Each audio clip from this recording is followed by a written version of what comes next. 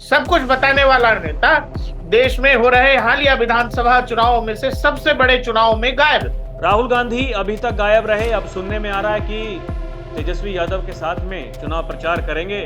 क्या कांग्रेस को ये पता है कि चुनावी नतीजे क्या होने जा रहे हैं और वो राहुल गांधी के इमेज को डेंट नहीं लगने देना चाहती? डैमेज बहुत हो चुका है, कंट्रोल करने के लिए कुछ ना कुछ तो संदेश देने की जरूरत है। हम लोग मजबूती से लड़ रहे हैं, तो ये मजबूती है कि मजबूरी है? प्रशांत किशोर का दो जगह नाम है वोटर लिस्ट में। तो मुद्दे हैं बिहार के, वो उन मुद्दों पर बात नहीं हो रही है। इससे बड़ी बदतमीजी क्या होगी कि गए मीटिंग के लिए और नेताजी मिले ही नहीं। नेता जो कहते हैं जनता उसका भी हिसाब करती है। लोगों के पास आज मोबाइल फोन है, लोग कैलकुलेट करते हैं।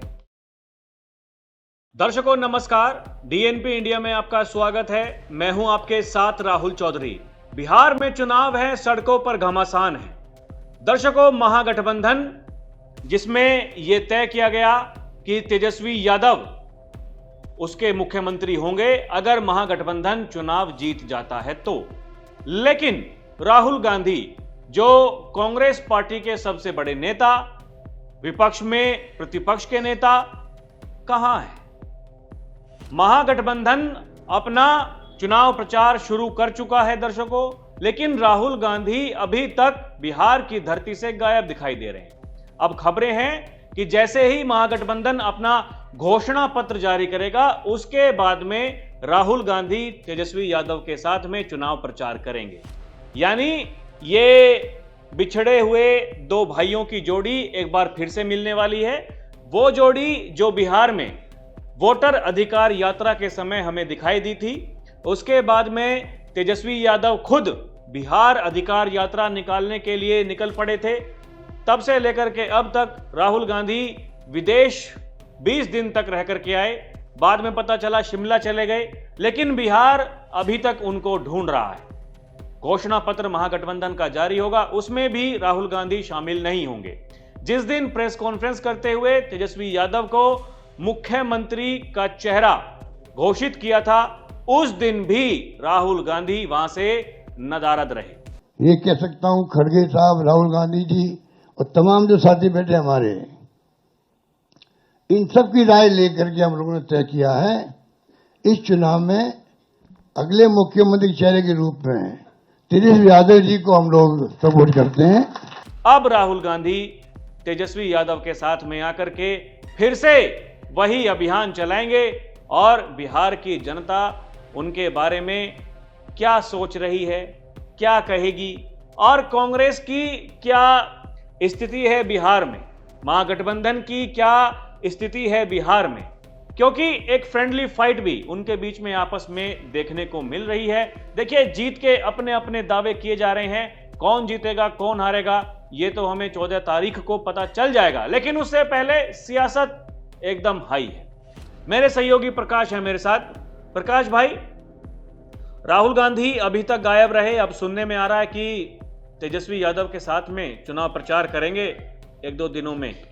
राहुल जी, चुनाव नतीजे 14 तारीख को क्या होंगे, जनता का किस दिशा में रुझान होगा, ये तो 14 तारीख को पता लग जाएगा हम लोगों को, 14 नवंबर 12-1 बजे या 2 बजे तक। लेकिन आप एक चीज गौर करिए राहुल जी, 6 अक्टूबर को चुनाव आयोग चुनावों की घोषणा करता है। उसके बाद से आप दोनों ही तरफ का सब कुछ देख लीजिए, दोनों ही तरफ के सीट बंटवारे देख लीजिए, दोनों ही तरफ किस तरह से क्या पॉलिटिकल मैसेज जा रहा है जमीन पर। केवल आरजेडी का झंडा है और आरजेडी ही है उस तरफ, और तेजस्वी यादव है दूसरे खेमे में, कोई बड़ा नेता ही नहीं है। अब इस तरह का जब पॉलिटिकल मैनेजमेंट होता है राहुल जी, तो क्या ये बात जनता को नहीं समझ में आती है? और कांग्रेस और आरजेडी के बीच या तमाम पॉलिटिकल पार्टियां जो महागठबंधन में हैं, इनके बीच कितना प्रेम है, कितनी प्रगाढ़ता है, और इनका जो संकल्प है कि जी हम मोदी हटा देंगे। हमारा पहला संकल्प यह है कि हम मोदी को हटाएंगे। वो इसको लेकर कितने सीरियस हैं आप इस बात से ले लीजिए कि 12-14 सीटों पर इन्होंने एक दूसरे के खिलाफ कह दिया कि फ्रेंडली फाइट हो रही। हालांकि बाद में कुछ सीटों से नाम भी वापस अपने अपने लिए अभी भी है कई सीटों पर। लेकिन आप ये बताइए राहुल जी, वो जो पोस्टर लगाया गया कि भाई तेजस्वी यादव बिहार के सीएम होंगे भविष्य के, और अशोक गहलोत को बुलाया गया ये अनाउंस करने के लिए। यही बात तो राहुल गांधी से भी पूछी गई थी, और फिर कांग्रेस को इतना क्यों मजबूर होना पड़ा? तो ये बिहार पॉलिटिकली बहुत जागृत राज्य है। यहाँ आप लोगों को बेवकूफ नहीं बना सकते, लोगों को पता है कि आप क्या कर रहे हैं। लोग इस बात का मैसेज बहुत साफ जा रहा है कि आप केवल एक तरह की राजनीति कर रहे हैं राहुल जी, और राजनीति का आधार यह है कि कैसे भी अपना पॉलिटिकल फायदा होना चाहिए, और उस पॉलिटिकल फायदे में आप नैरेटिव का जंग छेड़ रहे हैं। जब आपको लग रहा है कि वो सब कुछ होता नहीं दिख रहा है, तो फिर आप क्या करते हैं? आप जो आपके गठबंधन के सबसे बड़े सहयोगी हैं बिहार में, आरजेडी के नेताओं के साथ वहां दिल्ली में, एक तरह से कह लीजिए इससे बड़ी बदतमीजी क्या होगी कि गए मीटिंग के लिए और नेताजी मिले ही नहीं। बोला गया कि केसी वेणुगोपाल से मिलिए, राहुल गांधी व्यस्त हो गए। करीब करीब 1 महीना तो हो जाएगा राहुल जी। 6 नवंबर को, 6 अक्टूबर को घोषणा हुई, और इसमें वो नेता गायब है जिस नेता ने कहा कि ब्रेकिंग चलाइए, ब्रेकिंग चलाइए। यही सबसे बड़ा मुद्दा है, सबसे बड़ा मुद्दा, सबसे बड़ा विषय, सबसे बड़ी खबर, सब कुछ बताने वाला नेता देश में हो रहे हालिया विधानसभा चुनावों में से सबसे बड़े चुनाव में गायब। अब गायब है तो किन वजहों से गायब है? क्या कांग्रेस को ये पता है कि चुनावी नतीजे क्या होने जा रहे हैं, और वो राहुल गांधी के इमेज को डेंट नहीं लगने देना चाहती? या फिर हो सकता है डेंट ऑलरेडी इतना लग चुका है कि कांग्रेस को लगता है कि अब और ज्यादा डेंट लगना पार्टी के फायदे में नहीं है, क्योंकि उनको कुछ तो दिख रहा है। नहीं तो आप ये बताओ कि कांग्रेस की पूरी लीडरशिप गायब है। यहाँ देश के प्रधानमंत्री आ लिए, होम मिनिस्टर आ लिए, देश के सूबे के सबसे बड़े मुख्यमंत्री आ गए, सब कोई बिहार चुनाव में लगा हुआ है। लेकिन जिस व्यक्ति ने ये कहा कि बिहार को मैंने ये बता दिया है कि सबसे बड़ा मुद्दा क्या है, पूरा बिहार जिस व्यक्ति के मुताबिक वो चोर गद्दी चोर बोल रहा है, वो व्यक्ति चुनावी कैंपेन से गायब है। तो क्यों गायब है, इन लोगों को पता है। अब जैसे राहुल जी, एक खबर आई कि प्रशांत किशोर चुनाव नहीं लड़ेंगे, बोले कि पार्टी के नेताओं ने तय किया। अब खबर ये आ रही राहुल जी, प्रशांत किशोर का 2 जगह नाम है वोटर लिस्ट में। हाँ, अभी बीजेपी वालों ने ब्रेक किया, वो कह रहे हैं अमित मालवीय की देखिए, एक झारखंड में कहीं नाम है, एक यहाँ बिहार में। अब आप ये समझो, नॉमिनेशन होता तो नॉमिनेशन रद्द हो जाता। तो इससे भारी एम्बेरेसिंग किसी नेता के लिए क्या कि जो दुनिया को कह रहे हैं कि जी हम चुनाव लड़ाने में एक्सपर्ट आदमी है, हम चुनाव जितवा देते हैं लोगों को, वो व्यक्ति अपना चुनाव लड़ने से पहले नाकाबिल हो जाता। तो लोगों को ये नेता या जो लोग जिनको लगता है कि वो प्ले कर लेते हैं गैलरी, तो पॉलिटिकली राहुल जी बिहार बहुत जागृत राज्य है, आपको पता है, और इसीलिए ये सब जो ड्रामा हो रहा है ये जनता देख रही है। लोग इसको आंकेंगे भी, वो जो कहते हैं नरेंद्र मोदी, वो जो कसौटी पर लोग कसेंगे इसको, और 14 तारीख को आपको नतीजे दिखेंगे। बाकी ये सवाल तो है ही ना जमीन पर, आम जनता भी, जिन कांग्रेसियों ने राहुल गांधी को ये बताया दिल्ली जाकर कि आपने पूरे बिहार का माहौल बदल दिया है, हम लोगों को 200 सीट पर लड़ जाना चाहिए। कुछ कलाकार ऐसे थे, कह रहे थे हम लोग सब पे लड़ जाते हैं। वो पॉलिटिकल पार्टी का नेता बिहार में प्रचार करने ही नहीं आ रहा है अभी तक। तो यहाँ तो मतलब सबसे बड़ी बात तो यह है कि आप अपने पार्टी के कैडर को आप क्या संदेश दे रहे हैं, अपने कार्यकर्ताओं को आप क्या संदेश दे रहे हैं। क्योंकि एक तरफ देखिए, एनडीए के जो सबसे बड़े नेता हैं, देश के प्रधानमंत्री नरेंद्र मोदी, वो बिहार में जाकर के क्या कुछ उन्होंने नहीं कह दिया है। उन्होंने कहा कि अब लालटेन की जरूरत नहीं है, अब हर किसी के पास में मोबाइल फोन है, उसकी रोशनी जलाने से ही सब कुछ हो जाता है। मतलब आपको जितनी रोशनी चाहिए, एक लालटेन की जितनी रोशनी होती है भाई, उससे ज्यादा तो मोबाइल में जलने वाली वो टॉर्च, वो रोशनी दे रही है। तो ये मतलब पहले वाला बिहार क्या था, आज का बिहार क्या है। और ऐसे ही अगर हम भारत की तुलना करें तो पहले वाला भारत क्या था, आज का भारत क्या है। मतलब एक विकास की राजनीति, रणनीति यहाँ एनडीए खेमे के द्वारा दिखाई दे रही है, और दूसरी तरफ वही वो विखंडनकारी, विभाजनकारी वाली राजनीति, वही इस तरीके से मतलब वार पलटवार का जो सिलसिला है प्रकाश भाई, वो भी हम देख रहे हैं कि मतलब वो इस स्तर तक जा पहुंचा है कि जो मुद्दे हैं बिहार के, वो उन मुद्दों पर बात नहीं हो रही है। और एक खास मतलब एक तरह का ऐसा संदेश देने की कोशिश की जा रही है कि देखिए, मतलब वो झूठे बेबुनियाद आप लोगों को इस तरीके से बहका दे रहे हैं, भ्रम फैला रहे हैं कि हम आएंगे तो हम ये कर देंगे, अभी ये नहीं हुआ, अभी वो नहीं हुआ। और एक तरफ एकदम स्पष्ट है कि भाई जो कुछ भी है पहले दिन से है, आज भी है और भविष्य में भी हम ये करने वाले हैं। अब राहुल जी देखिए, दोनों ही तरफ जिस तरह का चुनावी कैंपेन है, आप कह रहे हो कि हम घर घर नौकरी दे देंगे, हम सबको सरकारी नौकरी दे देंगे। वो कैलकुलेशन डीएनपी ने पहले भी करके बताया था, देश के होम मिनिस्टर भी बता चुके हैं। ये बोलने में बड़ा अच्छा लग रहा है राहुल जी, लेकिन इतनी सरकारी नौकरी सबको दे देंगे, उसके लिए पैसा लगता है। सबसे पहली जरूरत तो यह है कि राज्य को उतनी पदों की जरूरत होनी चाहिए।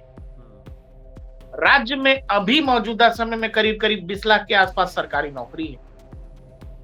ऊपर से नीचे एक ग्रेड पकड़ लीजिए और जितने निचले निम्नतम तक चले जाएंगे उतनी ही नौकरी है। जितनी की बात कर रहे हैं तेजस्वी यादव, वो करीब 2.25 करोड़ नौकरी है। मिनिमम मासिक तनख्वाह के हिसाब से भी राहुल जी 12 लाख करोड़ चाहिए। बिहार का सालाना मेरे ख्याल से जो बजट है वो 3 लाख करोड़ के आसपास का है। और ऐसा नहीं है राहुल जी के नेता जो कह देते हैं जनता वो मान लेती है।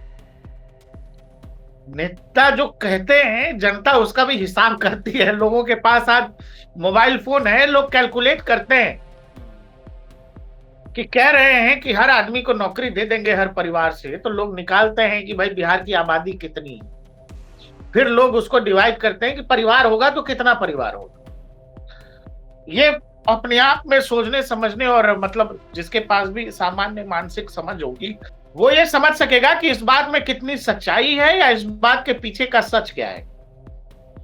आप इसको कह दीजिए तेजस्वी ने कसम खा ली, तेजस्वी ने संकल्प ले लिया, तेजस्वी के सबसे बड़ी सौगंध। लेकिन सबसे बड़ी सौगंध और सबसे बड़ा मुद्दा बताने वाला नेता, बिहार को जगाने वाला नेता, आपने जिसको कह दिया कि ये व्यक्ति 2029 में हमारी तरफ से पीएम है, वो व्यक्ति अभी आखिर तक आपको सीएम फेस अनाउंस करने को तैयार नहीं था। और वो व्यक्ति अभी तक बिहार चुनावों से नदारद है, जिसके लिए आपको लगता है कि वो व्यक्ति भविष्य का पीएम है। बिहार इस पर क्या सोचेगा, बिहार इस पर क्या निर्णय लेगा, ये तो 14 तारीख को पता चल जाएगा राहुल जी। लेकिन फिर जब आप ये कह रहे हैं कि हमारा जो गठबंधन है बहुत इंटैक्ट है, बहुत हम लोग मिलजुल कर लड़ रहे हैं, हम लोग मजबूती से लड़ रहे हैं, तो ये मजबूती है कि मजबूरी है कि सबकी अपनी अपनी मजबूरी है, ये जनता समझ रही राहुल जी। और ये जो अभी तक दोनों आपस में बात करने को तैयार नहीं थे, मिलने को तैयार नहीं थे, अभी देखिए जब दिल्ली गए तेजस्वी यादव तो वहाँ राहुल गांधी मिले नहीं, वो कहीं और चले गए। फिर उसके बाद में जब बात करने की कोशिश की तो बताया जा रहा है कि फ़ोन पे भी बात करने को तैयार नहीं थे। अब दोनों एक साथ फिर से होंगे, तो क्या मतलब ये पता चल चुका है, इसलिए वहाँ बैठ कर के बात की गई है कि भाई साहब डैमेज बहुत हो चुका है, कंट्रोल करने के लिए कुछ ना कुछ तो संदेश देने की ज़रूरत है। यानी दोनों नेता एक साथ में आएंगे चुनाव प्रचार करने के लिए, तो क्या ये डैमेज कंट्रोल करने की तैयारी है या फिर कुछ और है? अब तो डैमेज ही डैमेज है, यहां से कंट्रोल क्या होना है राहुल जी? इसमें क्या कंट्रोल होता है? और बदला ले लिया गया राजद की तरफ से। आपने दिल्ली में जो कुछ किया, जिस तरह से अपमानित किया गया, तेजस्वी यादव से नहीं मिला गया और कहा गया कि जी उनसे मिल लीजिए, तेजस्वी यादव ने यहाँ पोस्टर से ही साफ कर दिया, पोस्टर से ही साफ कर दिया। एक छोटा लोगो लगा था जैसे तमाम पॉलिटिकल पार्टियों का लगा हुआ था, और इकलौते तेजस्वी यादव थे। मतलब बता दिया ना, बिहार में सबसे बड़ा नेता तेजस्वी यादव है।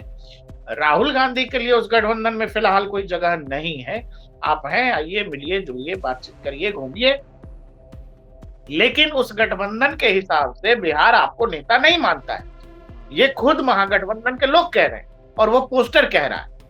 तो दर्शकों, एक बार फिर से राहुल गांधी, तेजस्वी यादव बिहार में हमें दिखाई देंगे, लेकिन क्या जिस जोश में राहुल गांधी पहले एटम बम फोड़ने के बाद निकले थे, वोटर अधिकार यात्रा जब वो निकाल रहे थे, क्या वही जोश, उसी गर्मजोशी के साथ में एक बार फिर से उन्हीं तेवरों में हमें राहुल गांधी दिखाई देंगे, या फिर अब केवल कि भाई साहब जनता सब कुछ जान चुकी है, सब कुछ देख रही है, क्या हुआ बीते दिनों महागठबंधन में, कैसे दोनों नेता जिनको इस समय पर साथ में बैठकर के सारी बातें सुलझानी थी, जब वो फोन करते हैं तो वो फोन नहीं उठाते हैं, कोई मिलने के लिए जाता है तो फिर वहां से कहीं और चले जाते हैं। क्या होगा क्या नहीं होगा दर्शकों, उसका रहेगा इंतजार। और आपको क्या लगता है हमें कमेंट करके जरूर बताइएगा।